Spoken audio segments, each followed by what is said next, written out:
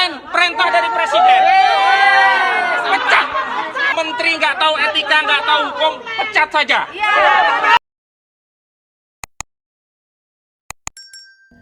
Teman-teman semua, seperti yang kita ketahui bersama bahwa saat ini sedang viral sekaitan dengan pembangunan pagar laut yang panjangnya sekitar 30 km yang berlokasi di Tangerang, Banten.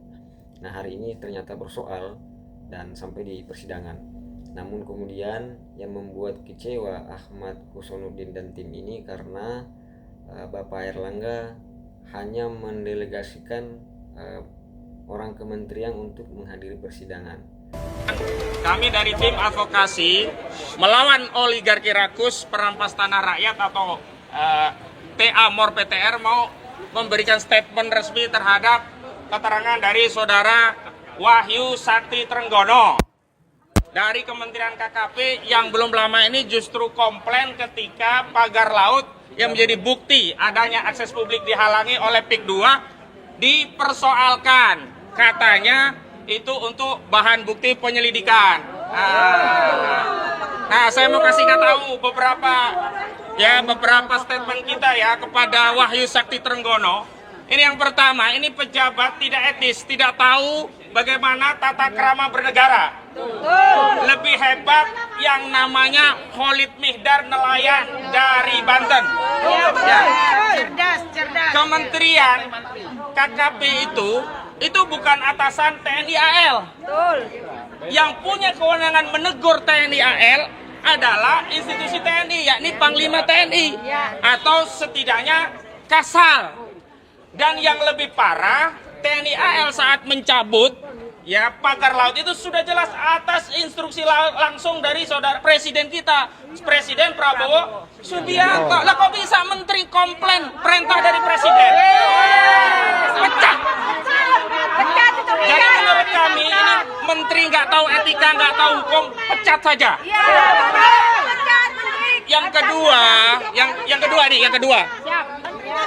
Yang kedua, mau bambu itu hilang semua, itu buktinya banyak. Kami bisa jadi saksi, itu juga bukti. Video juga bisa jadi bukti. Banyak sekali bukti-bukti. Justru KKP selama ini ngapain aja? Kami sampai datang ke KKP, mau kompres saja, sempat mau diusir.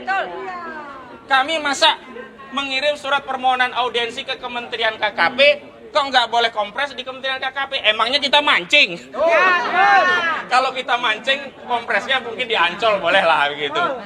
Nah, yang ketiga, justru kami khawatir ini adalah tindakan yang menghalangi perlindungan negara terhadap kedaulatan laut kita oleh Kementerian KKP berdalih melakukan penyelidikan. Nah, ini yang harus kita dalami. KKP itu memberikan statement itu, Wahyu Sakti Trenggono itu atas otoritas presiden atau otoritas yang lain? Atas perintah Prabowo atau perintah Jokowi? Atas perintah Prabowo atau perintah Aguan?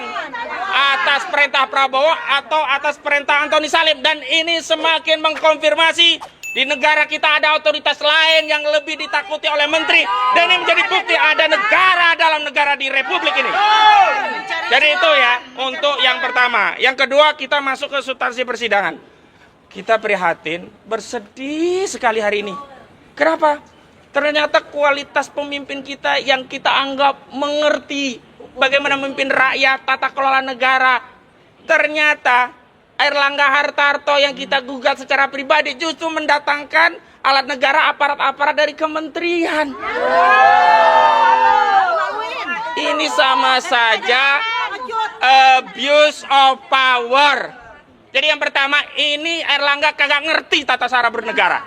Karena dia tadi ngirim surat tugas dari dirjennya. Jadi kalau dia ngerti, kalau pribadi dia sewa lawyer, berapa sih harganya sewa lawyer? Kenapa masih menggunakan alat negara untuk kepentingan pribadi saudara Airlangga Hartarto? Nah, kalau mau tahu bukti korupsi, ini salah satu indikasi bukti korupsi, menyalahgunakan kekuasaan untuk kepentingan pribadi. Karena orang-orang yang dari kementerian tadi dibayar oleh pajak siapa? Pajak kita, rakyat. Kita membayar pajak negara itu untuk kepentingan negara, bukan untuk kepentingan Airlangga Hartarto. Makanya tadi saya setuju sependapat dengan Majelis Hakim. Orang dari Kementerian Ekonomi tadi ditolak. Jadi hari ini dianggap Airlangga Hartarto tidak hadir sidang.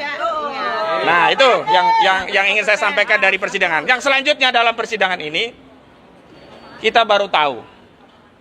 Ternyata harus ditekan publik dulu, kita rame dulu kemana-mana, ya. Baru aguan datang. Itu pun melalui surat kuasa, tapi secara hukum sudah dianggap datang. Tapi kan baru datang setelah kita persoalkan di ruang publik. Kita sudah persoalkan alamat dia, apa perlu dipanggil ke alamat rumahnya? Ternyata panggilan lewat Agung Sedayu pun hari ini sampai begitu loh. Loh, ini kuasa hukumnya sendiri tadi yang intercept. Saya tadi tersinggung kuasa hukum membawa narasi opini di luar untuk fakta persidangan. Kalau mau beropini di luar silahkan, persidangan kita hargai, steril dari opini. Jadi nggak bisa kemudian berdalih, oh ini kan narasi di luar. Loh, memang faktanya Aguan nggak datang dan hari ini baru datang. Jadi siapapun baru kita sadari di negeri ini untuk memperoleh kepatuhan hukum itu tidak bisa sukarela, harus dipaksa. Betul apa betul? Dan karena kita nggak punya kewenangan, paksaan kita ya hanya membuat opini, dukungan publik. Dan hari ini dengan dukungan publik, terima kasih rakyat, akhirnya Aguan datang. Yang kedua, Antoni Salim juga akhirnya datang walaupun dengan kuasanya juga. Dan tadi kita tahu, oh alamat KTP-nya di situ. Mau tahu alamatnya Aguan KTP-nya? Mau tahu Antoni Salim alamat KTP-nya? Tadi kami sudah catat. Jadi sebenarnya, Di mana alamatnya? mau tahu aja. Nah, lalu ada lagi. Tadi kita bersyukur dari Kementerian Keuangan turut tergugat juga datang. Kenapa? Kalau Kementerian Keuangan nggak datang, sayang. Kenapa? Karena Kementerian Keuangan kita tarik itu hanya untuk terima duit. Iya kan? Kita minta gugat perbuatan melawan hukum, dihukum, sanksi, membayar kerugian. Kerugiannya dibayarkan kepada siapa? Bukan kepada kami. Bukan kepada penggugat. Bukan pada prinsipal. Tapi kepada negara melalui Kementerian Keuangan. Baik atau baik kita ini? Baik sekali begitu. Dan saya ingin tegaskan kepada seluruh rakyat Indonesia, ini adalah gugatan seluruh rakyat. Memang di dalamnya ada FPPI ya, Forum Persatuan Purnawirawan Indonesia. Ada juga Aliansi Rakyat Menggugat atau ARM.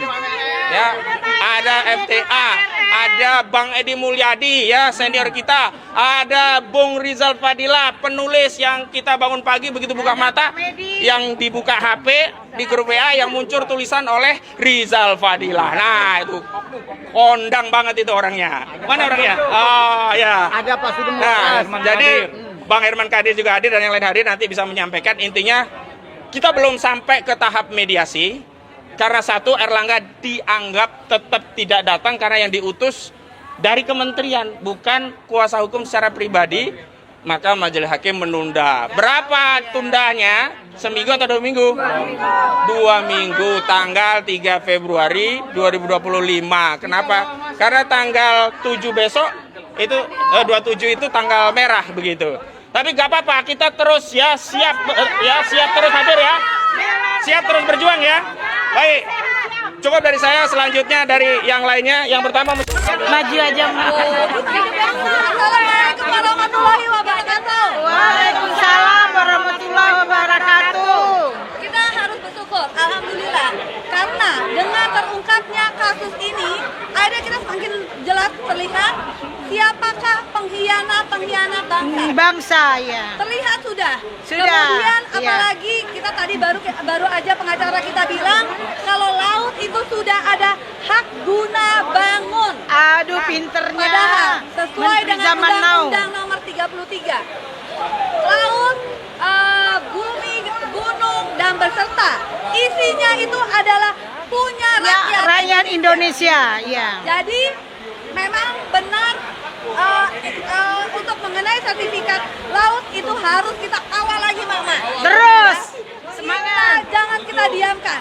Karena kedaulatan dari negara Indonesia itu sudah terancam. Dan sekali lagi, kita akan hafali siapa-siapa aja yang hari ini datang dan pro kepada mereka, itulah mereka yang sudah menelan cuan dari darah saudara mereka sendiri. Iya. Dengan begitu, kita semangat. Semangat. Siapa kita?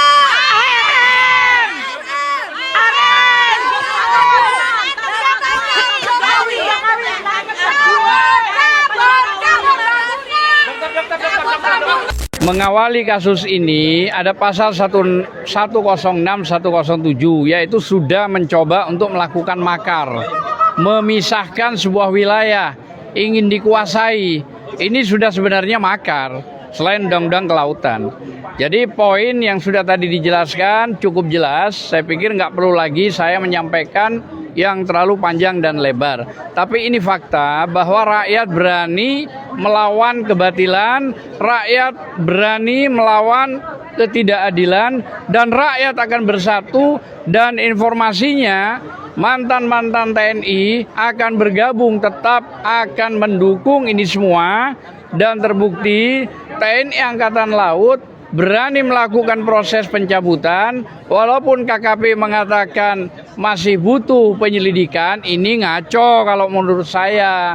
Ada video yang berkembang cukup pesat, itu sudah petunjuk, tidak perlu lagi hilang barang bukti. Barang bukti tinggal diambil, dikumpulin kok. Itu gampang dan mudah.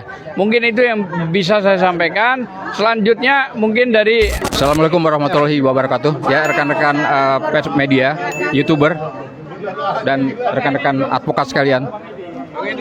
Sebetulnya apa yang dilakukan oleh Aguan CS itu sampai dengan batas persidangan ini ataupun yang kita ketahui sampai saat ini, mereka tetap tidak mengakui, ya, tidak mengakui adanya pagar-pagar di laut itu yang sudah mencapai sekitar 11 km ya panjangnya. Nah, kira-kira seperti itu.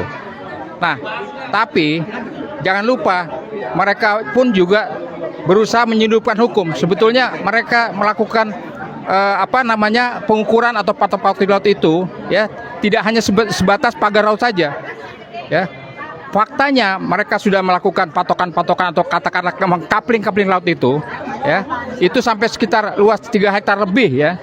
Di pas pinggir pantai mereka melakukan kapling-kapling, ya. Nah, mereka mendasarkan padahal kalau kita mendasarkan diri pada pasal 65 ayat 2 Peraturan Pemerintah Nomor 18 Tahun 2021, ya, itu tentang penguasaan hak tanah di atas laut, itu jelas-jelas, ya. Di atas laut wilayah perairan itu tidak dimungkinkan. Kalaupun dimungkinkan adalah hal-hal khusus, misalnya menyangkut bahwa perkampungan itu memang dia berada di atas laut, ya. Tapi kan ini tidak. Jadi Aguan CS itu mengklaim bahwa kapling-kapling yang mereka buat itu adalah hak milik mereka, ya, dengan nama-nama pemiliknya yang fiktif, HGB-nya, hak guna bangunannya. Artinya apa? Kalau ini akan terjadi seterusnya, kemudian diproses lebih lanjut, berarti Aguan CS itu akan menguasai lahan-lahan di atas laut itu, di mana nanti dia akan diuruk. Setelah diuruk dia menjadi lahan, dan itu sudah disiapkan dari 2 tahun yang lalu, sertifikat itu, begitu, ya.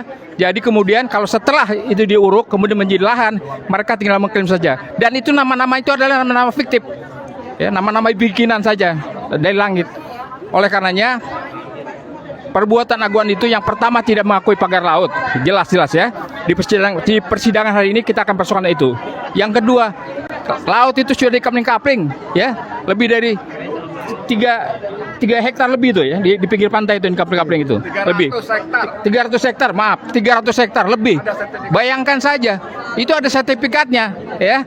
Jadi benar-benar negara ini akan dipunjudangi, dan BPN tahu itu, ya, karena ada kopi sertifikatnya yang menandatangani oleh orang BPN, ya. BPN berarti secara tidak langsung terlibat, gitu, ya. Jadi jelas-jelas ini ada laut yang akan dimiliki oleh pihak mereka. Ini jelas, ini nanti akan menjadi persoalan sendiri dan berikutnya akan menjadi bagian dari gugatan kita. Terima kasih. Sementara adalah itu.